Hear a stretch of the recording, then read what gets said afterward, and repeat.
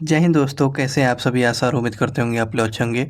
और आप देख रहे हैं स्टडी विथ मनोरंजन यूट्यूब चैनल। आप सभी सम्मानित दोस्तों को दिल खोलकर स्वागत करते हैं आपके इस चैनल पर। हम लोग देख रहे थे ज्ञान बिंदु रोशन आनंद सर का पॉलिटी का संपूर्ण 1696 क्वेश्चनों का सीरीज, ये पार्ट 2 है। तो इसके अंतर्गत में हम लोग देखेंगे कंपनी के अधीन गवर्नर जनरल, ये टॉपिक पूरा कंप्लीट किया जाएगा। तो वीडियो पर पहली बार आप जुड़े हुए हैं, पहली बार चैनल को देख रहे हैं तो चैनल को सब्सक्राइब कर देंगे। चलिए शुरू करते हैं पहले क्वेश्चन के साथ। रॉबर्ट क्लाई पहली बार बंगाल के गवर्नर कब से कब तक ले रहा और दूसरी बार इस पद के लिए कब से कब तक ले रहा था। तो रॉबर्ट क्लाई जो था पहली बार जो है बंगाल के गवर्नर कब से कब तक ले रहा था। तो ध्यान रखेंगे 1757 से 60 तक ये प्रथम बार रहता है, पहली बार रहा था। दूसरी बार कहते हैं, दूसरी बार रॉबर्ट क्लाई जो बनकर आया था तो 1765 से 67 तक ले रहा था। तो रॉबर्ट क्लाई का 2 कार्यकाल रहा है। तो पहला कार्यकाल आपको ध्यान रखेंगे 1757 से 60 और दूसरा का कार्यकाल जो था 1765 से 67 तक ले रहा था। बंगाल में द्वैध शासन की व्यवस्था किसने किया था। तो रॉबर्ट क्लाई ने बंगाल में द्वैध शासन व्यवस्था को लागू किया था। तो बंगाल में पूछेगा द्वैध शासन की व्यवस्था किसने लागू किया, रॉबर्ट क्लाइव के द्वारा लागू किया गया था। इलाहाबाद की संधि कब किया गया था। तो यह 1765 में आपको इलाहाबाद की संधि हुआ था। इलाहाबाद की संधि 1765 में किया गया था। रॉबर्ट क्लाई ने बंगाल के समस्त क्षेत्रों के लिए 2 उप दीवान बनाया था। तो रॉबर्ट क्लाई ने बंगाल के समस्त क्षेत्रों के लिए कितने दीवान, तो आपको 2 दीवान बनाया था। तो आपको मोहम्मद रजा खान और आपको डैश को बंगाल का नवाब नियुक्त किया था। तो सिताब राय को बंगाल का नवाब नियुक्त किया गया था। तो रॉबर्ट क्लाई के द्वारा 2 दीवान कौन कौन थे, तो मोहम्मद रजा खान और सिताब राय को बनाया हुआ था। रेगुलेटिंग एक्ट कब पारित किया था, 1773 में आपको रेगुलेटिंग एक्ट पारित किया गया था। ध्यान रखेंगे भारत में कंपनी के अधीन प्रथम गवर्नर जनरल कौन था तथा इसका कार्यकाल कब से कब तक ले रहा था। तो ये कंपनी के अधीन प्रथम गवर्नर जनरल पूछ रहेगा तो वारेन हेस्टिंग्स जो था, और इसका शासनकाल जो था कब से कब 1774 से 85 तक ले इसका शासनकाल रहा था। 1774 से 85 तक ले आपको वारेन हेस्टिंग का शासनकाल रहा था। नेक्स्ट क्वेश्चन की बात करते हैं। अगला क्वेश्चन पूछा गया है,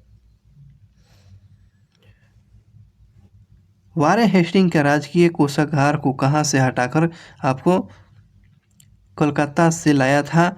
तो वारेन हेस्टिंग ने राजकीय कोषागार को हटाकर कोलकाता लाया हुआ था। तो कहाँ से हटाकर, तो मुर्शिदाबाद से हटाकर आपको कोलकाता लाया गया था कोषागार को। 1772 ईस्वी में प्रत्येक जिले में एक फौजदारी और दीवानी अदालत की स्थापना किसने किया था।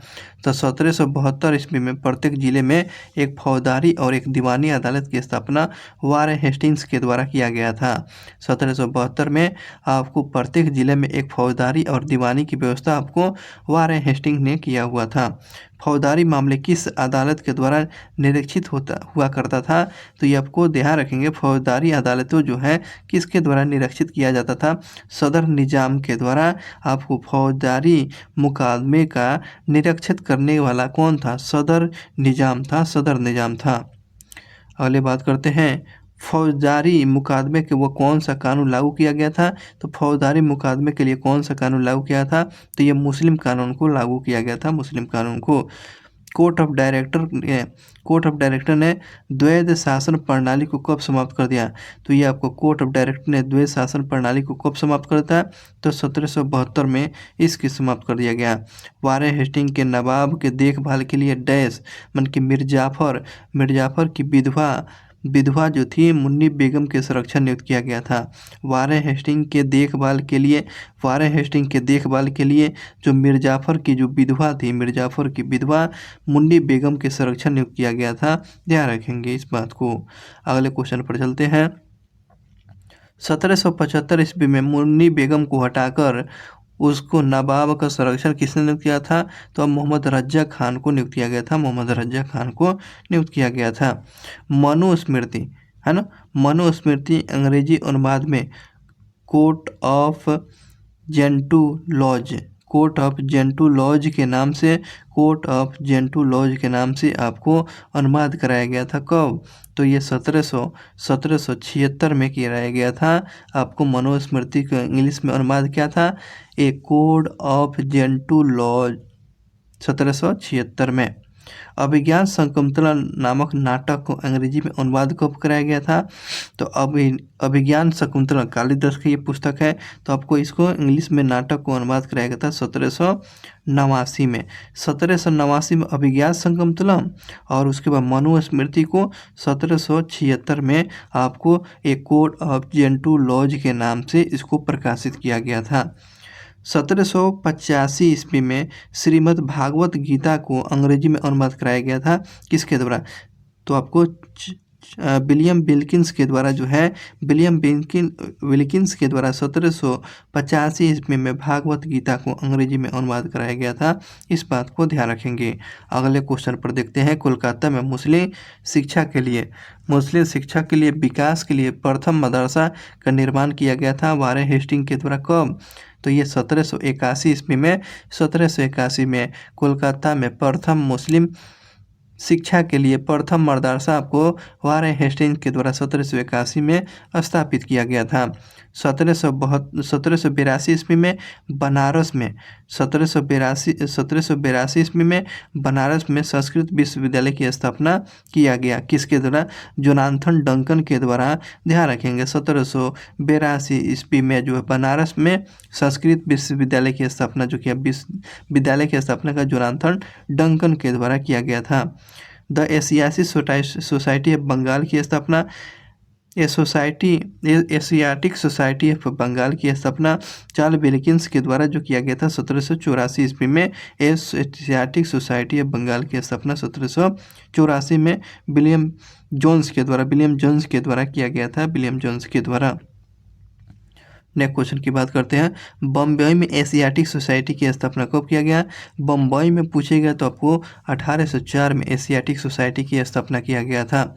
लंदन में पूछेगा, लंदन में एशियाटिक सोसाइटी की स्थापना किया गया था आपको कब? तो 1823 में लंदन में। अब बम्बई में पूछेगा तो बम्बई में ध्यान रखेंगे, बम्बई में कब किया गया था? तो 1804 में किया गया था, 1804 में।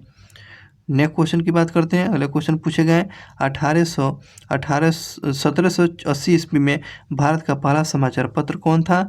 तो ये भारत का पहला समाचार पत्र जो था बंगाल गजट जो था, बंगाल गजट आपको 1780 में भारत का पहला समाचार पत्र निकाला गया था। द बंगाल गजट का प्रकाशन किसने किया था? जेम्स अगस्टम हिकी के द्वारा आपको Bengal gazette, the Bengal gazette का प्रकाशन आपको जेम्स हिकी के द्वारा किया गया था। वारेन हेस्टिंग के समय में आपको 1774 के में कोलकाता में आपको उच्च न्यायालय की स्थापना किया गया था। तो रेगुलेटिंग एक्ट 1773 के द्वारा, 1773 एक्ट के द्वारा जो है 1774 में कोलकाता में आपको उच्चतम न्यायालय की स्थापना किया गया था। तो वारेन हेस्टिंग्स के समय में कोलकाता उच्च न्यायालय के मुख्य न्यायाधीश कौन था? तो एलिजा इम्पे जो थे, एलिजा इम्पे के द्वारा आपको ध्यान रखेंगे कोलकाता उच्च न्यायालय की स्थापना किया गया था। ध्यान रखेंगे इस बात को। अगले बात करते हैं, कोलकाता के मुख्य न्यायाधीश एलिजा इम्पे कब इस्तीफा दिया था? तो आपको इस्तीफा दिया था 1782 ईस्वी में। 1782 ईस्वी में कोलकाता के मुख्य न्यायाधीश एलिजा इम्पे ने इस्तीफा दिया हुआ था 1782 ईस्वी में। पिट्स इंडिया एक्ट कब? तो पिट्स इंडिया 1784 में।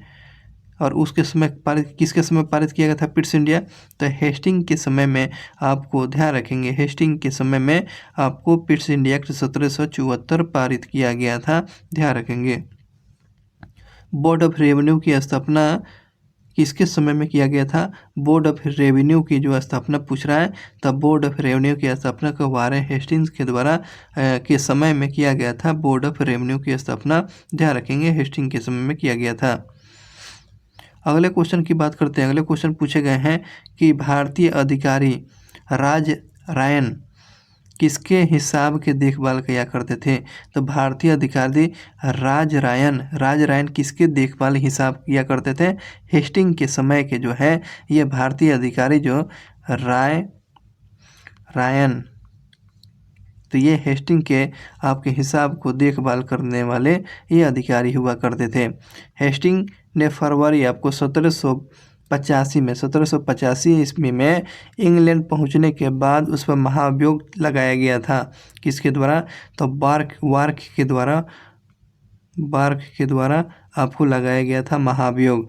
तो जब ये आपको इंग्लैंड आपको पहुंचा 1785 ईस्वी में इंग्लैंड पहुंचा हुआ था, तो इस पर महाभियोग की प्रक्रिया वार्ग के द्वारा लगाया गया था।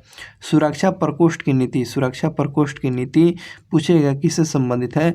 तो वारेन हेस्टिंग से संबंधित आपको सुरक्षा प्रकोष्ठ की नीति किसके द्वारा लाया गया था? वारेन हेस्टिंग्स के द्वारा लाया गया था। सर जॉन मैकफार्सन बंगाल के गवर्नर कब से कब तक ले रहा था? आपको 1785 से 86 तक ले आपको सर जॉन मैकफार्सन बंगाल का ये गवर्नर रहा था। अगले क्वेश्चन पर चलते हैं। अगला क्वेश्चन पूछा गया कि किसने बंगाल के अस्थायी गवर्नर जनरल नियुक्त किया गया था? बंगाल के अस्थायी गवर्नर जनरल किसको नियुक्त किया गया था? सर जॉन मैकफार्सन को इसको नियुक्त किया गया था। तो यही क्वेश्चन जो था आपको 85 से 86 ईस्वी में अस्थायी गवर्नर के रूप में कौन किया था? सर जॉन मैकफार्सन जो था।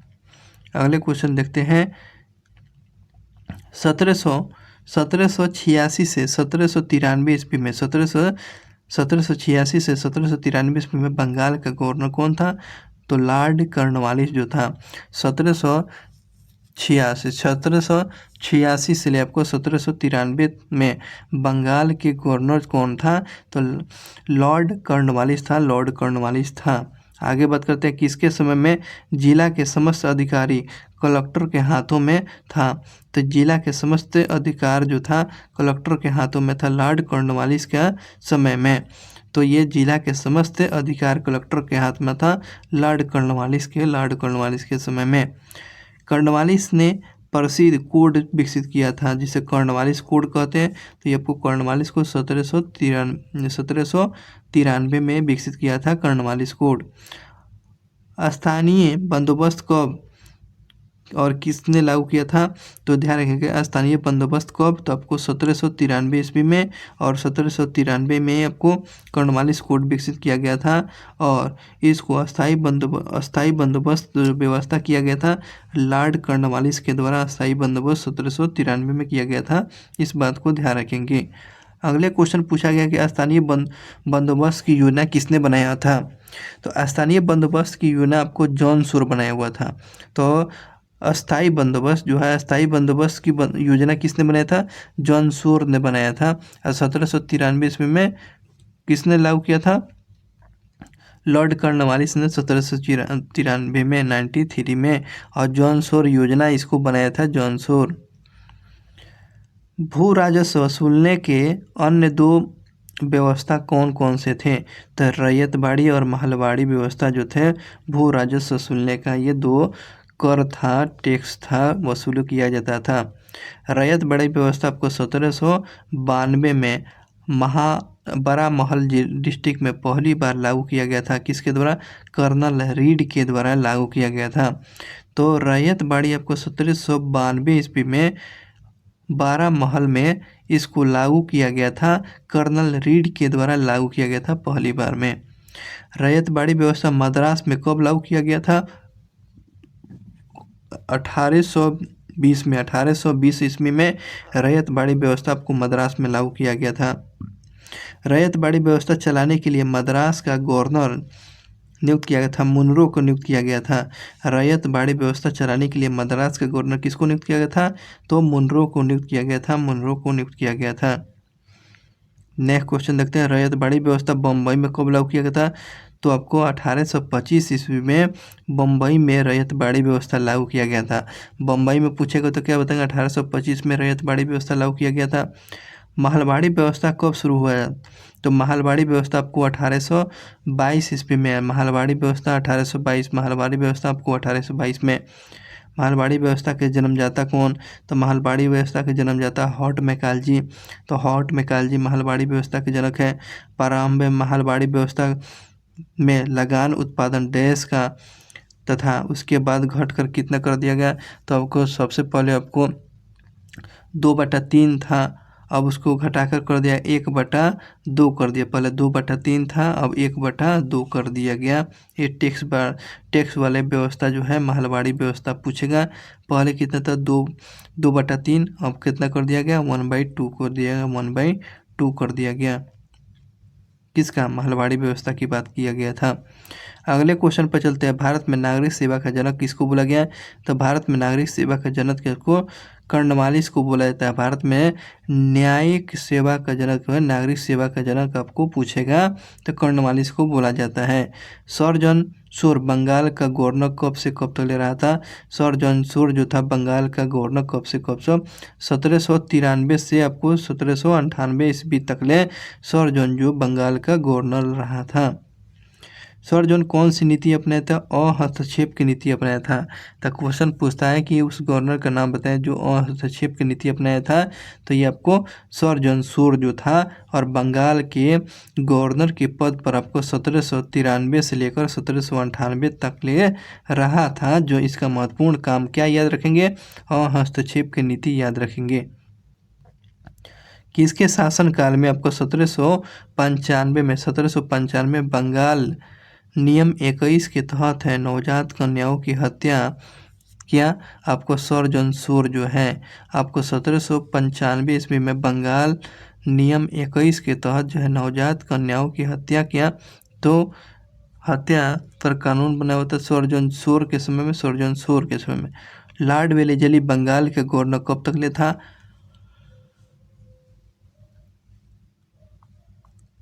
1798 से लेकर 1808 तक ले, 1808 तक ले था।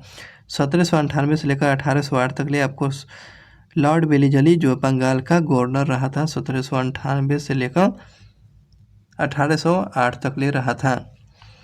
किसकी सहायता से किसने सहायक संधि पद्धति अपनाया हुआ था, तो लॉर्ड वेलेजली था सहायक संधि अपनाने वाला। कौन था, वेलेजली जो था सहायक संधि अपनाया था।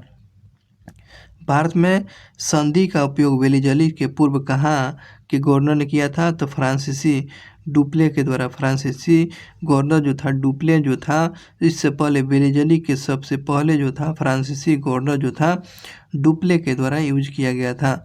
और भारत में पूछेगा सहायक संधि के तो लॉर्ड वेलेजली, उससे पहले पूछेगा डुप्ले ने किया हुआ था वेलेजली से पहले। अगले बात करते हैं, अगले क्वेश्चन पर बात करते हैं। हैदराबाद का सहायक संधि कब हुआ, तो हैदराबाद के सहायक संधि 1798। हैदराबाद का सहायक संधि पूछेगा तो 1798 में। मैसूर की सहायक संधि पूछेगा 1799 में। मैसूर की सहायक संधि 1799 में। तंजौर की संधि पूछेगा आपको अक्टूबर 1799 में। तंजौर के पूछेगा तो अक्टूबर 1799 ईस्वी में। अवध के साथ सहायक संधि आपको 1801 में।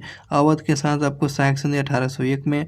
पेशावर की सहायक संधि जो हुआ था आपको दिसंबर 1802 में आपको पेशावर की सहायक संधि हुआ था।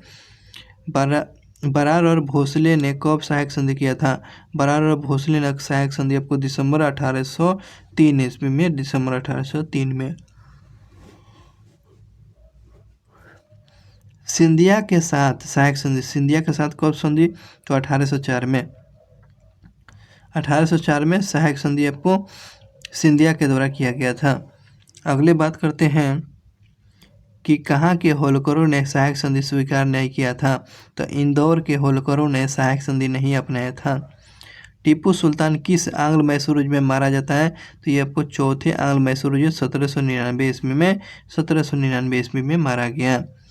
फोर्ट विलियम कॉलेज की स्थापना कब और किसने किया था, आपको 1800 में आपको फोर्ट विलियम कॉलेज की स्थापना आपको लॉर्ड वेलेजली के द्वारा किया गया था, लॉर्ड वेलेजली के द्वारा। बंगाल का स्वयं शेर कहा जाता था, बंगाल के स्वयं का शेर कौन कहता था, तो लॉर्ड वेलेजली जो था बंगाल का स्वयं का शेर बोला किया करते थे।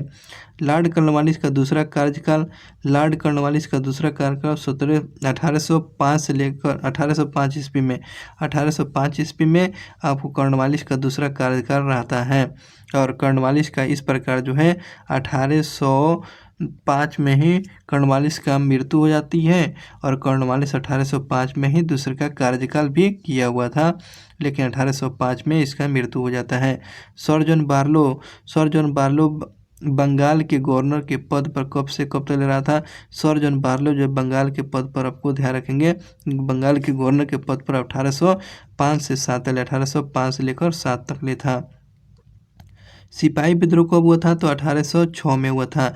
सिपाही विद्रोह पूछेगा तो 1806 में हुआ था सिपाही विद्रोह। सिपाही विद्रोह किसके काल में महत्वपूर्ण घटना था, तो ये आपको 1806 में किसके समय में हुआ था, सर जॉन बार्लो के समय में आपको सिपाही विद्रोह हुआ था। सर जॉन बार्लो के समय में 1806 में बार्लो के समय में सिपाही विद्रोह हुआ था। अगले बात करते हैं लॉर्ड मिल्टो प्रथम बंगाल के गवर्नर के पद पर कब से कब तक रहा था, तो लॉर्ड मिल्टो प्रथम जो था बंगाल के गवर्नर के पद पर आपको 1804 से लेकर 1913 तक ले रहा था। 1807 से लेकर 1913 तक ले, नहीं 1800 नहीं, 1813 तक ले था। 1807 से लेकर 1813 तक ले था। आगे बढ़ते हैं कि अमृतसर की संधि जो हुआ था 25 अप्रैल 1809 में, 25 अप्रैल, आपको ध्यान रखें 25 अप्रैल 1809 में अमृतसर की संधि हुआ था। अमृतसर की संधि किन किन के बीच में हुआ था और किस संधि के मध्यस्थता हुआ था, तो आपको रणजीत सिंह के बीच में आपको सहायक संधि हुआ था आपको 25 अप्रैल 1809 में। अंग्रेज और चार्ल्स मेटकॉफ ने मध्यस्थता किया हुआ था। आपको रणजीत सिंह और अंग्रेजों के बीच में अमृतसर की संधि किया गया था। मध्यस्थता पूछ रहा है तो मध्यस्थता कौन किया था, चार्ल्स मेटकॉफ ने किया हुआ था। अमृतसर की संधि में चार्ल्स मेटकॉफ ने मध्यस्थता किया हुआ था। अमृतसर की संधि आपको 25 अप्रैल 1809 में हुआ था। अगले क्वेश्चन की बात करते हैं, किसके समय में चार्टर एक्ट 1813 पास किया गया था। 1813 पास किया था लॉर्ड मिल्टो प्रथम के समय में। किसके समय में आपको 1813 का चार्टर एक्ट पास किया गया था 13, तो लॉर्ड मिल्टो प्रथम के समय में आपको चार्टर एक्ट 1813 पास किया गया था मिल्टो प्रथम के समय में। लॉर्ड हेस्टिंग बंगाल का गवर्नर के पद पर कब तक था, तो आपको 1813 से लेकर 1823 तक ले था। हेस्टिंग जो था बंगाल के गवर्नर के पद पर आसीन था। आगे बात करते हैं लॉर्ड हेस्टिंग के समय में आंग्ल नेपाल युद्ध हुआ था। आंग्ल नेपाल युद्ध हुआ था आपको 1804 से लेकर 1816 में के बीच में। 1804 से 16 के बीच में आपको आंग्ल नेपाल युद्ध हुआ था। किसके समय में था, लॉर्ड हेस्टिंग के समय में हुआ था आंग्ल नेपाल युद्ध। आपको ध्यान रखेंगे 1814 से लेकर 1816 में, 1814 से 16 तक ले आपको आंग्ल नेपाल युद्ध हुआ था लॉर्ड हेस्टिंग के समय में। सुगौली की संधि आपको मार्च 1816 में हुआ था। सुगौली की संधि आपको कब हुआ था, तो मार्च 1816 में हुआ था। किस संधि के तहत आपको आंग्ल नेपाल युद्ध का अंत हुआ था, सुगौली की संधि आपको ध्यान रखेंगे 1816 में मार्च में हुआ था। लॉर्ड हेस्टिंग के समय में पिंडारियों का दमन का नेता कौन था। पिंडारियों का दमन आपको कौन किया था, लॉर्ड हेस्टिंग ने किया था। लेकिन पिंडारियों के प्रमुख नेता में कौन, वासिल मोहम्मद और चित्तू करीम खान था। चित्तू और करीम और वासिल मोहम्मद जो था ये पिंडारियों का प्रमुख नेता था। पिंडारियों को दमन किसने किया, तो लॉर्ड हेस्टिंग ने किया हुआ था। मराठों की शक्ति को अंतिम रूप से किसने नष्ट कर दिया, तो ये मराठा का जो अंतिम रूप से शक्ति जो उसको नष्ट कर दिया लॉर्ड हेस्टिंग ने कर दिया। लॉर्ड हेस्टिंग ने मराठा के शक्तियों का अंत कर दिया लॉर्ड हेस्टिंग के समय में कौन सा एक्ट, टेनेंसी एक्ट और काश्तकारी अधिनियम पारित किया गया था। कब, तो 1822 ईस्वी में टेनेंसी एक्ट आया था। टेनेंसी एक्ट और पूछेगा तो 1822 में, और काश्तकारी अधिनियम आया हुआ था 1822 में। किसके समय काश्तकारी और टेनेंसी एक्ट आया था, तो लॉर्ड हेस्टिंग के समय में टेनेंसी और काश्तकारी अधिनियम आया था 1822 में आया हुआ था। अगले क्वेश्चन पर बात करते हैं, लॉर्ड एमहर्स्ट बंगाल का गवर्नर कब तक ले था, तो आपको 1823 से लेकर 28 तक ले आपको इस पद पर आपको लॉर्ड एमहर्स्ट बंगाल का पद पर काम किया था। 1823 से लेकर 1828 तक ले इस पद पर बना रहा था। चलिए नेक्स्ट क्वेश्चन की बात करते हैं। अगले क्वेश्चन की बात करें, प्रथम आंग्ल बर्मा युद्ध कब और किन गवर्नरों के बीच में हुआ था? तो लॉर्ड एमहर्स्ट के समय में आपको प्रथम आंग्ल बर्मा हुआ था। आपको कब? 1824 से 26 तक ले 1824 से 26 तक ले आपको लॉर्ड एमहर्स्ट के समय में हुआ था। प्रथम आंग्ल बर्मा युद्ध हुआ था लॉर्ड एमहर्स्ट के समय में। कब प्रथम आंग्ल बर्मा युद्ध? तो आपको 1824 से 26 में हुआ था एमहर्स्ट के समय में। 1826 ईस्वी में बर्मा और अंग्रेजों के बीच में कौन सी संधि हुआ था? यंडूब की संधि। कौन सी संधि?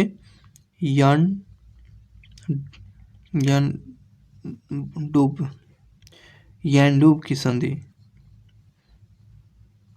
यंडूब की संधि 1826 में हुआ था। ठीक है, उस समय कौन था जी यंडूब के संधि में गवर्नर? तो लॉर्ड एमहर्स्ट जो था एमहर्स्ट। आगे बात करते हैं बैरकपुर का सैन्य विद्रोह। तो ये बैरकपुर का सैन्य विद्रोह 1824 में हुआ था। 1824 में, और ये हुआ था आपको बैरकपुर के। अब देखिए इसमें बताते हैं। आंग्ल बर्मा युद्ध जब हो रहा था ना, तो बर्मा जब से जाने के लिए सैनिकों के लिए जहाज से भेजना जाता था, लेकिन उस समय क्या जहाज से लोग या समुद्र पार करना क्या होता है? पार करना एक अपराध मानता था, और जिसकी वजह से क्या बोला कि जो अगर जाएगा तो वो देश छोड़ देगा, उसे लोग बोलेगा नहीं। इसलिए बैरकपुर के सैनिकों ने क्या किया? विद्रोह कर दिया 1824 में। और ये आंग्ल बर्मा युद्ध 1824 से 26 में लॉर्ड एमहर्स्ट के समय में ये हुआ था। आगे बात करते हैं लॉर्ड विलियम बेंटिंक बंगाल के गवर्नर कब तक ले रहा था?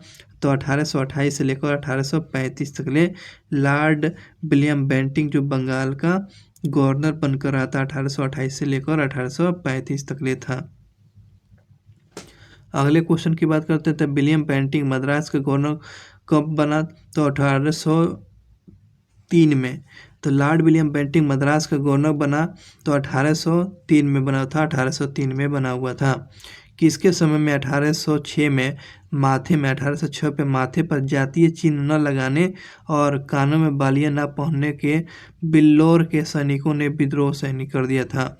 तो लॉर्ड विलियम बेंटिंक के समय में आपको 1806 में जातीय चिन्ह न लगाने और बालिया को न पहनने देने के चले बिल्लौर के सैनिकों ने विद्रोह कर दिया था लॉर्ड विलियम बेंटिंक के समय में 1806 में। 1806 में कौन विद्रोह? बेल्लौर के विद्रोह हुआ था। कानों में मैंने कि जातीय टीका लगाने और बालियों न पहनने के लिए ये बात किया गया था, जिसके चलते अंग्रेज वहाँ के सैनिकों ने विद्रोह किया और लॉर्ड विलियम बेंटिंक के समय की ये घटना था। किस अधिनियम के तहत बंगाल के गवर्नर जनरल को भारत का गवर्नर जनरल बना दिया गया? 1833 के चार्टर एक्ट। अब इस प्रकार बंगाल का गवर्नर जनरल अब संपूर्ण भारत का गवर्नर जनरल बना दिया गया। नेक्स्ट क्वेश्चन की बात करते हैं। अगला क्वेश्चन, भारत का पहला गवर्नर जनरल कौन? तो लॉर्ड विलियम बेंटिंक जो था। लॉर्ड विलियम बेंटिंक भारत का प्रथम गवर्नर जनरल बनना। बंगाल का प्रथम governor general lord William Warren Hasting जो था। बंगाल के प्रथम गवर्नर जनरल पूछेगा तो वारेन हेस्टिंग जो था, और भारत का प्रथम गवर्नर जनरल को तो लॉर्ड विलियम बेंटिंक जो था। लॉर्ड विलियम बेंटिंक किसकी सहायता से बेंटिंक ने 1829 में सती प्रथा का क्या किया? अंत किया? तो राजा राम मोहन राय के सहयोग से 1829 ईस्वी में सती प्रथा का अंत किया। तो राजा राम मोहन राय के सहयोग से। अकबर और मराठा पेशवाओं ने भी सती प्रथा को रोकने के लिए प्रयास किया था। बिल्कुल किया था। तो ये आपको अकबर के द्वारा भी किया गया था सती प्रथा, और मराठा पेशवाओं के द्वारा सती प्रथा का विरोध किया गया था, और लास्ट में चलकर 1829 ईस्वी में सती प्रथा पर एक साइन कर लिया गया लॉर्ड विलियम बेंटिंक के समय में। राजा राम मोहन राय ने इसका सती प्रथा का विरोध किया था। उससे पहले अकबर और पेशवाओं ने भी इस बात को पेशकश किया हुआ था। अगले क्वेश्चन पर चलते हैं कि लॉर्ड विलियम बेंटिंक ने किसके सहायता से कब तक ले ठगी प्रथा को समाप्त कर दिया गया। तो ये आपको विलियम बेंटिंक के समय में ठगी प्रथा को ख़त्म किया गया था। कर्नल सलीमन के ये सहायता से, ध्यान रखेंगे, 1830 ईस्वी में ठगी प्रथा को अंत कर दिया गया। कौन प्रथा? ठगी प्रथा 1830 में, सती प्रथा 1829 ईस्वी में। विलियम बेंटिंक इसमें ठगी प्रथा किस देवी की पूजा करते थे? ठग जो है ये आपको किस देवी के पूजा करते थे? तो काली देवी के। ये ठग जो थे किस देवी की पूजा किया करते थे? काली देवी। लॉर्ड विलियम बेंटिंक ने कलकत्ता में कब तथा किस कॉलेज की स्थापना किया था? तो 1835 ईस्वी में लॉर्ड विलियम बेंटिंक ने 1835 ईस्वी में कोलकाता मेडिकल कॉलेज की स्थापना लॉर्ड विलियम बेंटिंक के द्वारा किया गया था 1835 में।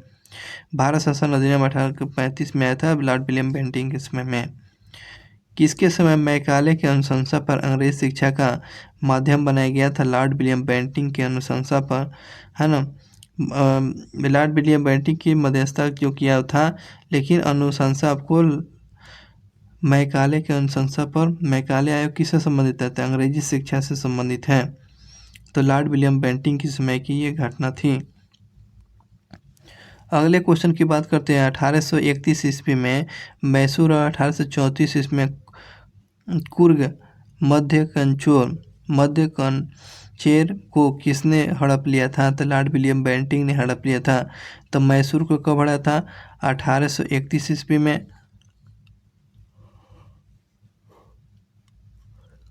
और कुर्ग और मध्य चेर को हड़प लिया था आपको 1834 ईस्वी में। 1834 में कुर्ग को 1834 में। शिशु बालिका की हत्या पर प्रतिबंध लगाया था। शिशु बालिका पर हत्या पर प्रतिबंध लगाया था कौन? तो लॉर्ड विलियम बेंटिंक ने लगाया था। लॉर्ड विलियम बेंटिंक ने। चार्ल्स मेडको बंगाल का गवर्नर कब से कब तक ले रहा था? 1835 से लेकर 1835 से 36 तक ले जो था बंगाल का गवर्नर बना हुआ था चार्ल्स मेडको। चलिए आगे बात करते हैं। अगला क्वेश्चन पूछा गया है कि प्रेस का मुक्तिदाता किसको बोला गया है? प्रेस का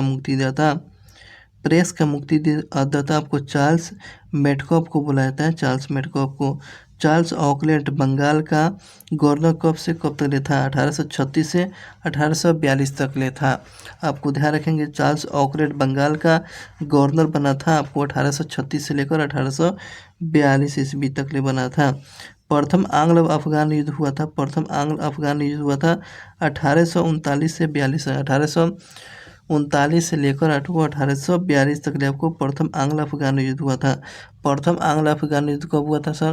तो आपको 1839 से 42 ईस्वी में हुआ था। अगले क्वेश्चन बात करते हैं। कोलकाता से दिल्ली तक ग्रैंड ट्रंक रोड को मरम्मत ऑकलैंड के ने कराया था। कब? ऑकलैंड ने आपको 1839 ईस्वी में आपको ऑकलैंड ने ग्रैंड ट्रंक रोड का मरम्मत कराया हुआ था। ग्रैंड ट्रंक रोड का मरम्मत कराया था। अगले क्वेश्चन की बात करते हैं। अगले क्वेश्चन पूछा गया कि ऑकलैंड के समय में भारतीय विद्यार्थियों को डॉक्टरी की शिक्षा हेतु विदेश जाने की अनुमति किस संसद ने प्रदान किया था? तो ये आपको ब्रिटेन के संसद ने पारित किया था कि अंग्रेजी शिक्षा पाने के लिए विदेश में जाएगा। आगे क्वेश्चन की बात करते हैं। अगले क्वेश्चन की तो लॉर्ड एलनबरो ने बंगाल के गवर्नर कब से कब तक था? तो एलनबरो का बंगाल का गवर्नर पूछ रहा है कब से कब तक? तो आपको 1842 से लेकर 44 तक ले। 1842 से लेकर 44 तक ले आपको लॉर्ड एलनबरो बंगाल का गवर्नर बना हुआ था। प्रथम आंग्ल अफगान युद्ध की समाप्ति कब हुआ था? प्रथम आंग्ल अफगान युद्ध की समाप्ति 1842 ईस्वी में। प्रथम आंग्ल अफगान की समाप्ति होता 1842 ईस्वी में हुआ था। सिंधी को पूर्ण रूप से ब्रिटिश साम्राज्य में मिला दिया गया। तो अगस्त 1942 में 1842 ईस्वी में अगस्त 1842 ईस्वी में आपको सिंधु को पूर्ण रूप से सिंध को जो है पूर्ण रूप से कब मिला लिया गया? तो अगस्त 1842 बोल रहे 43 में नहीं यार, 1843 में मिला लिया गया। चलिए इसको याद ही कर लेते हैं। सिंध को पूर्ण रूप से मिला लिया गया तो अगस्त 1843 में मिला लिया गया था। नेक्स्ट क्वेश्चन की बात करते हैं। सिंध विजय के समय किसने कहा से और वो अफगानी तूफानी की पूंछ थी? सिंध विजय के विषय में किसने कहा था? क्या कहा था? वो अफगानी तूफानी की पूंछ है, नेपियर ने कहा है। किसने कहा है? नेपियर ने कहा। नेपियर ने क्या कहा है? सिंध विषय के विषय में किसने कहा है? तो आपको वो अफगानी तूफान की पूंछ है, तो ये नेपियर के द्वारा बोला गया है। दास प्रथा का उन्मूलन किया गया था आपको 1843 में। दास प्रथा पूछेगा तो 1843 ईस्वी में 1843 ईस्वी में ठगी प्रथा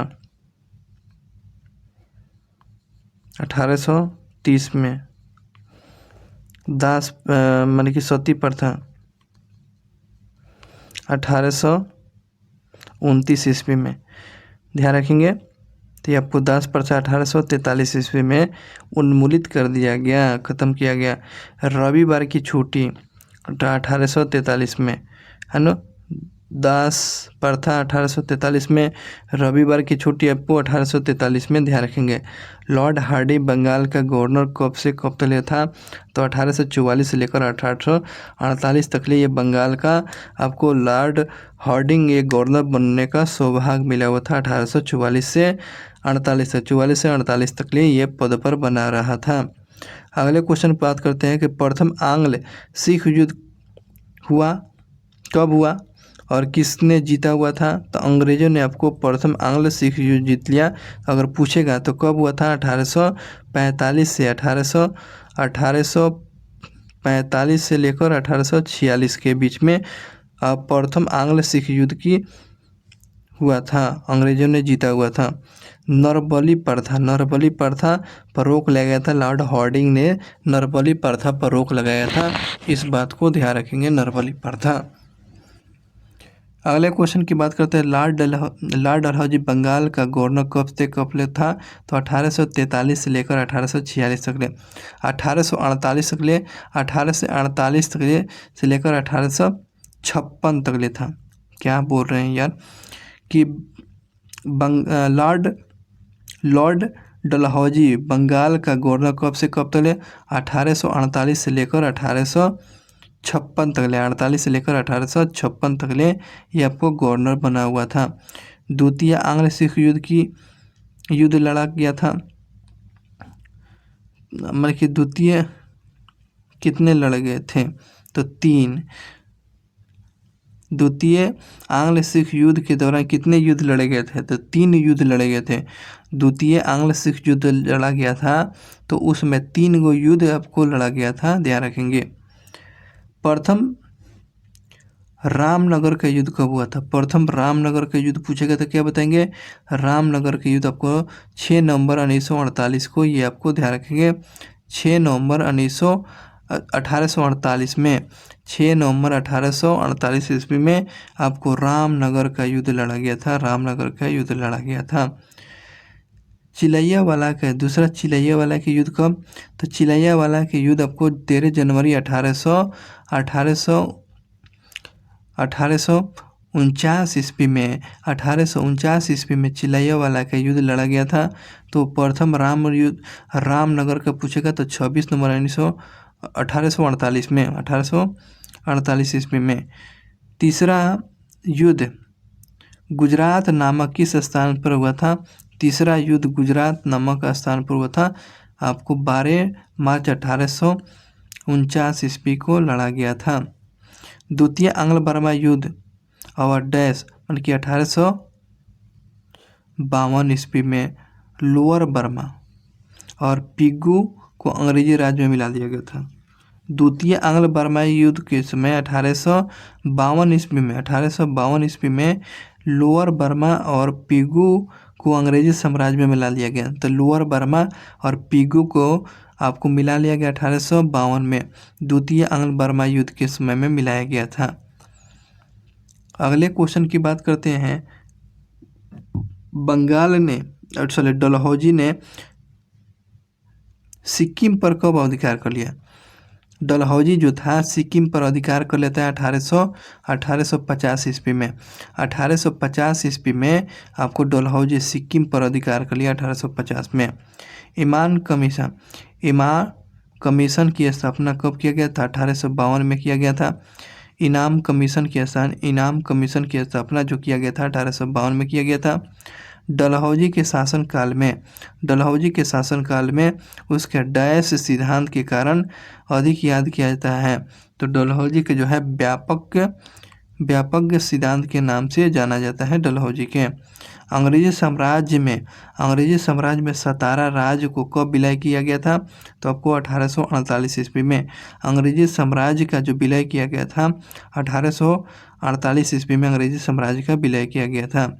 सतारा को कब? 1848 ईस्वी में मिला दिया गया। अंग्रेजी साम्राज्य में जैतपुर और संबलपुर राज्य को कब मिलाया गया था? जैतपुर और संबलपुर को आपको 1849 ईस्वी में 1849 ईस्वी में आपको जैतपुर और संबलपुर को मिला लिया गया था। तो 1849 ईस्वी में संबलपुर और जैतपुर को मिला लिया गया था। अंग्रेजी साम्राज्य में बघाट आपको हिमाचल प्रदेश का विलय किया गया था 1850 में। हिमाचल प्रदेश का बघाट को कब मिलाया गया? अंग्रेजी साम्राज्य में 1850 में। और जैतपुर और संबलपुर को 1849 ईस्वी में। अंग्रेजी साम्राज्य में उदयपुर को मध्य प्रदेश राज्य को कब मिला लिया गया? उदयपुर को आपको 1852 में। उदयपुर बामन। नागपुर का पूछेगा विलय आपको 1854। नागपुर 1854। उदयपुर हो जाएगा 1852। बघाट आपको 1850।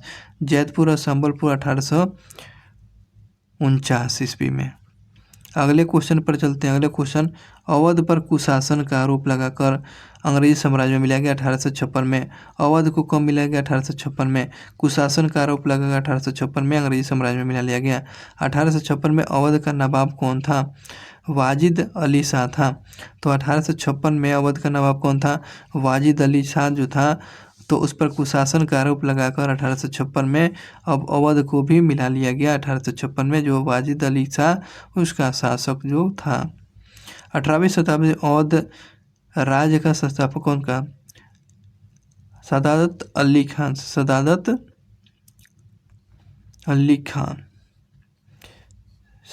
था। आगे क्वेश्चन की बात करते हैं कि 1856 में किसने तोप खाने के मुख्यालय को कोलकाता से डैश स्थानांतरित किया था? तो आपको लॉर्ड डलहौजी ने किया हुआ था। कोलकाता से मुख्यालय को डलहौजी तो कहाँ स्थापित किया था? तब मेरठ में। कोलकाता से आपको ध्यान रखेंगे तोप खाने को 1856 में डलहौजी लेकर कहाँ गया? कोलकाता से। तो डलहौजी कोलकाता से लेकर मेरठ गया 1856 की बात था। अगले क्वेश्चन देखते हैं, किसने अपनी सेना का मुख्यालय शिमला में स्थापित किया था? शिमला में आपको मुख्यालय कौन बनाया था? तो लॉर्ड डलहौजी ने बनाया था। भारत में रेलवे का जनक बोलते हैं तो लॉर्ड डलहौजी को बोला जाता है। रेलवे का जनक आपको लॉर्ड डलहौजी को। किसके समय में भारत में पहली बार बम्बई से थाने के बीच में रेल चलाई गया था? तो डलहौजी के समय में 6 अप्रैल 1853 ईस्वी में 1853 में 6 अप्रैल 1853 में पहली बार ट्रेन चलाया गया था बम्बई से थाने में के बीच में। किसके समय में? लॉर्ड डलहौजी के समय में। और इस प्रकार रेलवे का जनक डलहौजी को बोला जाता है। नया पोस्ट ऑफिस एक्ट कब पारित किया गया था? नया पोस्ट ऑफिस एक्ट जो 1854 में पेश किया गया था। नया पोस्ट ऑफिस एक्ट कब पारित किया गया था? 1854 में किया गया था। 1854 में। भारत में पहली बार कब डाक टिकट जारी किया गया था? 1854 में। अब पोस्ट ऑफिस एक्ट 1854 में ही और डाक टिकट 1854 में है। भारत में किसने पहली बार सार्वजनिक निर्माण विभाग की स्थापना किया था? लॉर्ड डलहौजी ने सार्वजनिक निर्माण विभाग की स्थापना किया था। लॉर्ड डलहौजी ने पहली बार सार्वजनिक निर्माण विभाग का निर्माण किया था, सार्वजनिक विभाग की।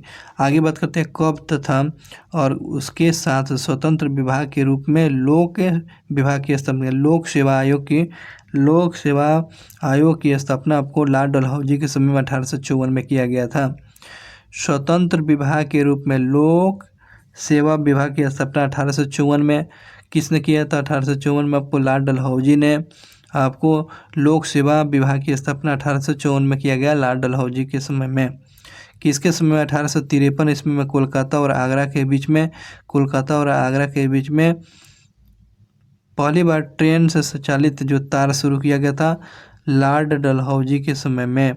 आपको 1853 ईस्वी में कोलकाता से आपको आगरा के बीच में पहली बिजली से संचालित तार सेवा शुरू किया गया था, लॉर्ड डलहौजी के समय में। चलिए आगे बात करते हैं कि शिमला को ग्रीष्मकालीन राजधानी कौन बनाया था? शिमला को ग्रीष्मकालीन राजधानी आपको लॉर्ड डलहौजी ने आपको बनाया हुआ था। शिमला को राजधानी बनाया था ग्रीष्मकालीन, लॉर्ड डलहौजी ने बनाया हुआ था। वह कौन व्यक्ति जो था जिसने 1863 ईस्वी में लंदन में हुए सिविल सेवा परीक्षा में सफलता प्राप्त किया था?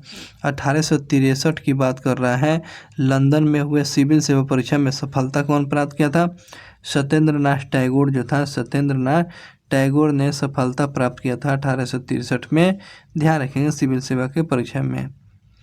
इलाहाबाद और लंदन दोनों स्थान पर एक साथ सिविल सेवा परीक्षा का आयोजन किया जाने लगा 1822 से। तो 1822 ईस्वी से पहले एग्ज़ाम जो है उससे पहले लंदन में ही आयोजित किया जाता था, लेकिन अब इलाहाबाद में और लंदन में किया जाएगा। तो आपको 1822 से ध्यान रखेंगे। डलहौजी ने किस प्रथा को रोकने के लिए प्रयास किया था? डलहौजी ने जो किस प्रथा को रोकने के लिए प्रयास किया था? तो नरबली प्रथा जो है, नरबली प्रथा को रोकने के लिए बहुत प्रयास किया हुआ था। अगले क्वेश्चन की बात करते हैं। लॉर्ड कैनिंग बंगाल का गवर्नर कब से कब तक ले था? 1856 से 62 तक ले। 1856 से लेकर 62 तक ले लॉर्ड कैनिंग का शासनकाल रहा है, लॉर्ड कैनिंग का। भारत में कंपनी के द्वारा नियुक्त अंतिम गवर्नर कौन था? तो लॉर्ड कैनिंग था। भारत में कंपनी के द्वारा नियुक्त किया गया अंतिम गवर्नर जनरल कौन था? तो लॉर्ड कैनिंग जो था, लॉर्ड कैनिंग जो अंग्रेजों कंपनी के द्वारा नियुक्त किया गया था, लॉर्ड कैनिंग को। आगे बात करते हैं, ब्रिटिश साम्राज्य के अधीन नियुक्त भारत का प्रथम वायसराय कौन था? तो आपको लॉर्ड कैनिंग था, लॉर्ड कैनिंग। तो ब्रिटिश साम्राज्य के अधीन नियुक्त भारत का प्रथम वायसराय के रूप में कौन था? तो लॉर्ड कैनिंग ही था, लॉर्ड कैनिंग ही था। उसके मन की किसके समय में पहली बार महत्वपूर्ण घटना 1857 की घटना घटा हुआ था? तो ये आपको लॉर्ड कैनिंग के समय में आपको 1857 की घटना घटा हुआ था। अगले क्वेश्चन पर चलते हैं। अगला क्वेश्चन पूछा आगरा से में उच्च न्यायालय की स्थापना की गई और उसने इलाहाबाद में कब स्थानांतरित कर दिया गया? 1866 ईस्वी से 1875 ईस्वी में। कैनिंग ने कब विधवा पुनर्विवाह अधिनियम को लाया था? लॉर्ड कैनिंग ने पुनर्विवाह मैंने कहा है ना, विधवा पुनर्विवाह की स्वतंत्रता के रूप में लागू किया गया था 1856 में। कैनिंग के द्वारा जो है विधवा पुनर्विवाह अधिनियम स्वतंत्र रूप से लागू हुआ 1856 में लागू हुआ था 1856 में। भारत में पहली बार कानूनी विधवा कोलकाता में कब तथा किसके प्रेरणा से देखने को संपन्न हुआ? तो 7 दिसंबर 1856 में आपको ईश्वरचंद्र विद्यासागर का ये स्टेटमेंट देखा गया था। अगले क्वेश्चन की बात करते हैं। अगले क्वेश्चन पूछा गया है कि लॉर्ड कैनिंग के समय महालेखा परीक्षक सृजित करने के लिए किया गया था। कैनिंग के समय परीक्षक पद का सृजित कब किया गया था? तो ध्यान रखेंगे 1857 में किया गया था, 1857 में किया गया था। चलिए आगे बात करते हैं। अगला क्वेश्चन कुछ है।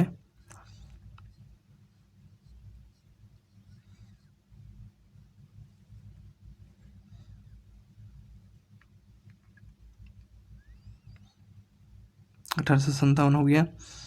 यहाँ पर देखिए अगला क्वेश्चन।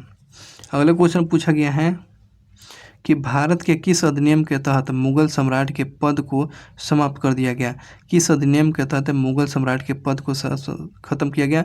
भारत शासन अधिनियम 1858 के समय से ही भारत में मुगल साम्राज्य के पद को समाप्त कर दिया गया। भारत शासन अधिनियम 1858 में ही समाप्त कर दिया। मुगल सम्राट के पद खत्म कर दिया कब। तो भारत शासन अधिनियम 1858 किसके द्वारा प्रारूपीय दंड संहिता 1858 में कानून दिया गया। तो मैकाले के द्वारा दंड संहिता लागू किया गया था 1858 में मैकाले के द्वारा। कब अपराध विधान संहिता लागू किया गया। अपराध विधान संहिता कब लागू किया गया था। 1859 में। अपराध विधान संहिता 1859 ईस्वी में। इंडियन काउंसिलिंग एक्ट को पारित किया गया 1861 ईस्वी में। 1861 ईस्वी में इंडियन काउंसिलिंग एक्ट पारित किया गया था। अपराध विधान संहिता 1859 ईस्वी में। पोर्टफोलियो प्रणाली को लागू किया गया था 1861 में। आपको इंडियन काउंसिल एक्ट को लागू किया गया था 1861 में। अपराध विधान संहिता 1859 ईस्वी में, ध्यान रखेंगे। अगले क्वेश्चन पर चलते हैं। अगले क्वेश्चन पूछे गए हैं कि लॉर्ड एल्गिन बंगाल के गवर्नर कब से कब तक ले था। तो लॉर्ड एल्गिन जो 1862 से 63 तक ले आपको लॉर्ड एल्गिन आपको बंगाल का गवर्नर रहा था। Lord Elgin. वहाबी आंदोलन का दमन किसने किया था। तो लॉर्ड एल्गिन ने किया था। वहाबी आंदोलन के दमन किसने किया था। तो लॉर्ड एल्गिन ने किया था। लॉर्ड एल्गिन की मृत्यु कैसे हुआ था। वो 1863 ईस्वी में। 1863 में एल्गी का मृत्यु हो जाता है। लॉर्ड लॉरेंस बंगाल का गवर्नर कब तक ले था। तो आपको लॉर्ड लॉरेंस जो पूछा गया है तो कब से कब तक। तो 1864 से लेकर 1859 ईस्वी में बंगाल में।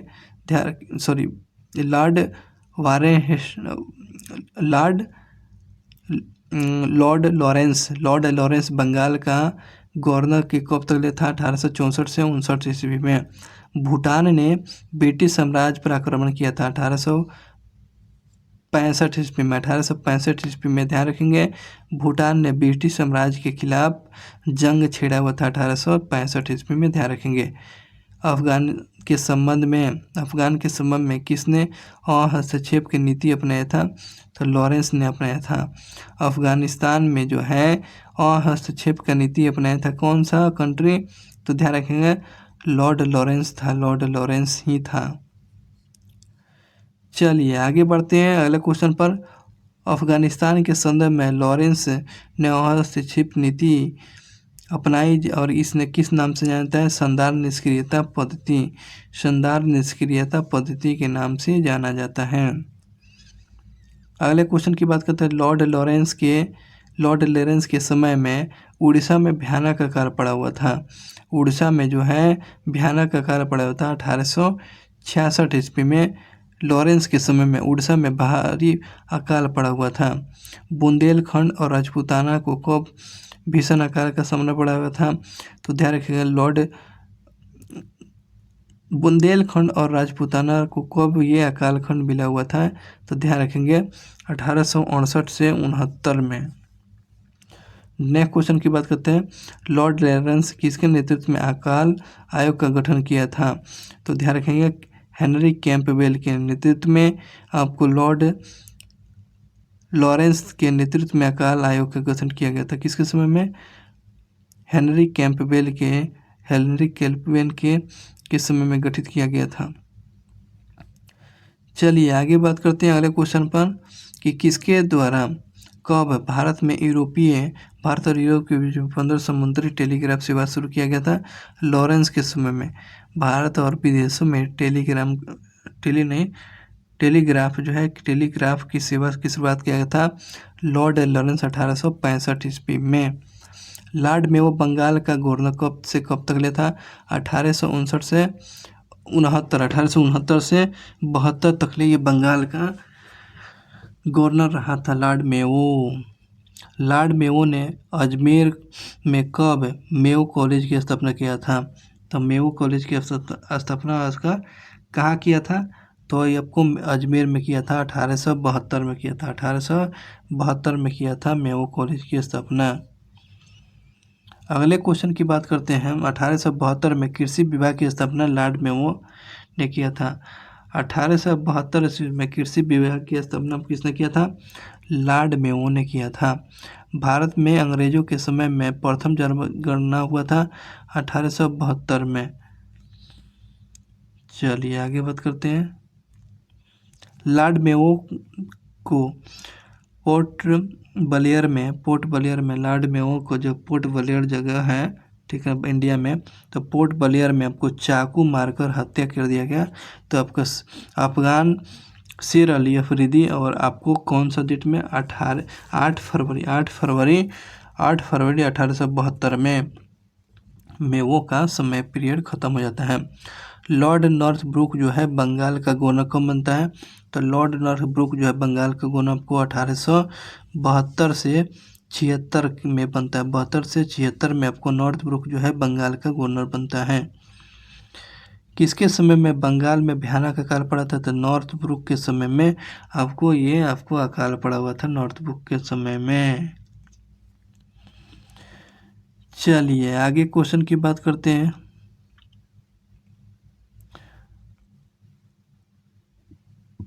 यह किसका घोषणा है कि मेरा उद्देश्य करों को हटाना तथा अनावश्यक अवैध कार्रवाइयों को बंद करना? तो यह नॉर्थब्रुक का है।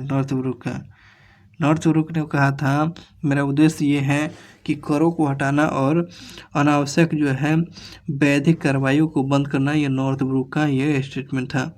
पंजाब के प्रसिद्ध कुका विद्रोह कहाँ हुआ था? पंजाब में हुआ था। कुका विद्रोह क्या हुआ? पंजाब में।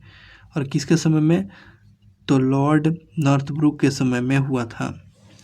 पंजाब में कुका विद्रोह हुआ था, तो उसमें बंगाल का गवर्नर कौन था? तो ध्यान रखेंगे लॉर्ड नॉर्थब्रुक था। अगला क्वेश्चन, किसके समय में सुएज नहर खुल जाने से भारत और ब्रिटेन के बीच में सुएज नहर खुल जाने के चलते भारत और ब्रिटेन में वृद्धि हो गया? तो ये आपको नॉर्थब्रुक के समय में। लॉर्ड लिटन बंगाल का गवर्नर कब तक ले था? तो 1876 से 80 तक ले था। 76 से 80 तक ले था। 76 से 80 तक ले लॉर्ड लिटन बंगाल का गवर्नर बना हुआ था। लॉर्ड लिटन ने रिचर्ड स्ट्रेची के अध्यक्षता में एक अकाल आयोग का गठन किया गया था। 1868 में किया गया था। 1868 ईस्वी में लिटन ने आपको रिचर्ड स्ट्रेची के अध्यक्षता में एक अकाल आयोग को गठन किया गया था। तो 1868 में किया गया, 78 में किया गया था। 78 में 78 में किया गया था। ब्रिटेन की महारानी को कैसर इन हिंद की उपाधि दिया गया था। तो जनवरी आपको कब? 1877 में। 1877 ईस्वी में ब्रिटेन की महारानी विक्टोरिया को कैसर इन हिंद की उपाधि दिया गया था 1 जनवरी 1877 में। नेक्स्ट क्वेश्चन है, लिटन ने कब भारतीय समाचार पत्रों पर प्रतिबंध लगा दिया था? लिटन जो समाचार पत्र पर आपको प्रतिबंध लगा था तो मार्च 1878 में, मार्च 1878 में प्रेस पर जो कानून लाया गया था उसके बारे में पूछा गया था। पायनियर अखबार ने किस एक्ट के द्वारा 1878 का समर्थन किया था? तो वर्नाकुलर का समर्थन किया था। चलिए वर्नाकुलर हो गया। पायनियर का अखबार जो था किस एक्ट को, तो आपको ध्यान रखेंगे, सम्मानित किया था? पायनियर वर्नाकुलर का सम्मान किया था। भारतीय सशस्त्र अधिनियम कब पारित किया गया था? लीटन के समय में कब किया गया था? लीटन के समय में 78 में, 1878 में। लीटन के समय में आपको 1878 में, ध्यान रखेंगे, भारतीय सशस्त्र अधिनियम पारित किया गया था। किसने सिविल सेवा परीक्षाओं में प्रवेश की आयु सीमा को जो है 21 से घटाकर 19 कर दिया गया? तो लॉर्ड लीटन के समय में 21 से क्या कर दिया गया? 21 से घटाकर 19 कर दिया गया। ये लीटन के समय की बात है। 1857 की सिविल परीक्षा में शामिल आयु कितनी निर्धारित किया गया? तो 23 वर्ष किया गया। कितने वर्ष किया गया? 23 वर्ष किया गया है इसकी उम्र में। चलिए आगे करते हैं क्वेश्चन। 1859 ईस्वी में आयु सीमा घटाकर कितने वर्ष कर दिया गया? तो 22 वर्ष कर दिया गया। 1866 ईस्वी में घटाकर कितने वर्ष किया गया? तो 21 वर्ष किया गया। देखिएगा 1859 में आपको कितना वर्ष? 22 वर्ष। 1866 में 22 से घटाकर 21 वर्ष कर दिया गया। मुस्लिम एंग्लो पाश्चात्य विश्वविद्यालय की स्थापना कहाँ किया गया? तो आपको अलीगढ़ में आपको लॉर्ड लीटन के द्वारा किया गया था। मुस्लिम आंग्ल पाश्चात्य विश्वविद्यालय की जो है स्थापना आपको कहाँ किया गया? तो अलीगढ़ में लॉर्ड लीटन के समय में। लॉर्ड रिपन बंगाल के गवर्नर कब से कब तक लिया था? 1880 से लेकर 84 तक ले। 1880 से लेकर 84 तक ले लॉर्ड रिपन बंगाल का गवर्नर बना हुआ था। वर्नाकुलर एक्ट जो 1872 को समाप्त कर दिया गया था रिपन के समय में। वर्नाकुलर एक्ट को 1882 में 1882 ईस्वी में वर्नाकुलर एक्ट को समाप्त कर दिया गया रिपन के समय में। अगले क्वेश्चन पर बात करते हैं। किसने सिविल सेवाओं में प्रवेश की उम्र सीमा 19 वर्ष से बढ़ाकर 21 वर्ष किया? तो आपको लॉर्ड रिपन कर दिया। किसने स्थानीय स्वशासन की शुरुआत किया था? तो लॉर्ड रिपन ने किया था। स्थानीय स्वशासन पूछेगा तो लॉर्ड रिपन याद रखेंगे। स्थानीय स्वशासन संबंधी कानून कब बन गया? तो 18 मई 1882 ईस्वी में स्थानीय स्वशासन संबंधी कानून बनाए गए। तो 18 मई 1882 में बनाए गए। किसके समय में भारत में 1881 ईस्वी में प्रथम नियमित जनगणना कराया गया? तो 1881 में नियमित जनगणना पूछा गया तो लॉर्ड रिपन के समय में किया गया था। हैदराबाद और राजपूतों की गणना में कब नहीं जोड़ा गया?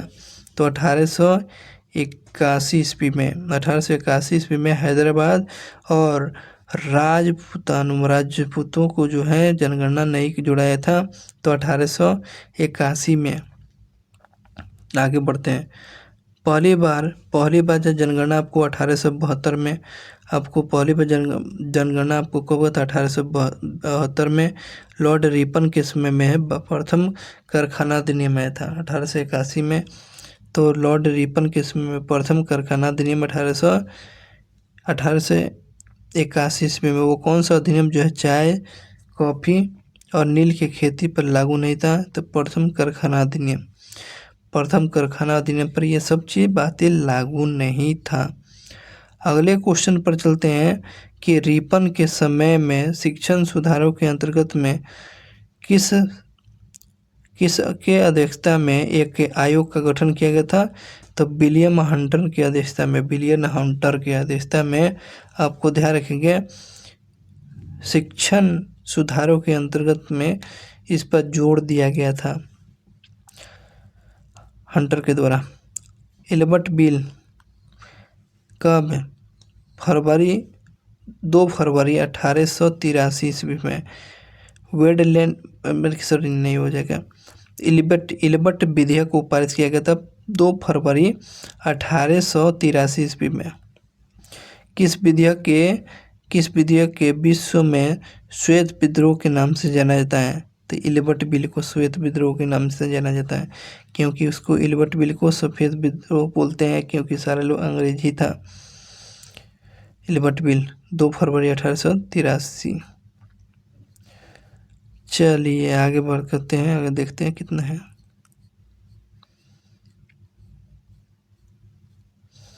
2 पेज है।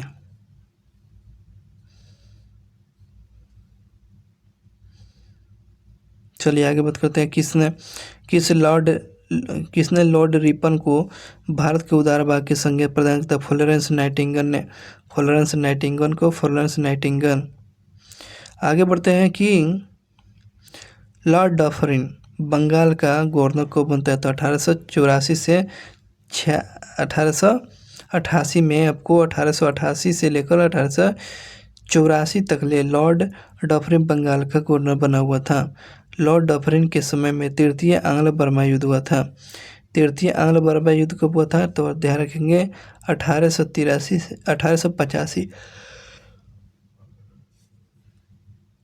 से 88।